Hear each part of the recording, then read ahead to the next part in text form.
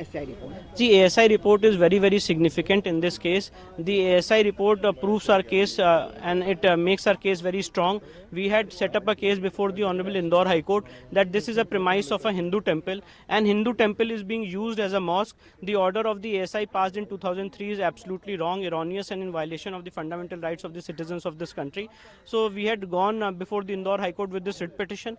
The Indore High Court, after hearing both the sides, had appointed the Archaeological Survey of India to conduct a detailed scientific study. And today, after the report today after the report which is filed into 2,000 pages, and this survey which is conducted for 98 days, our case has become very strong before the Honorable Indore High Court. There is a stay granted by the Honorable Supreme Court on 1st of April on the proceedings of the Indore High Court. So we will be approaching the Honorable Supreme Court so far as the vacation of stay is concerned. So we are hopeful that in future the truth of Bhoshala will prove to the hilt, and this order of ASI passed in 2003 will be ultimately quashed.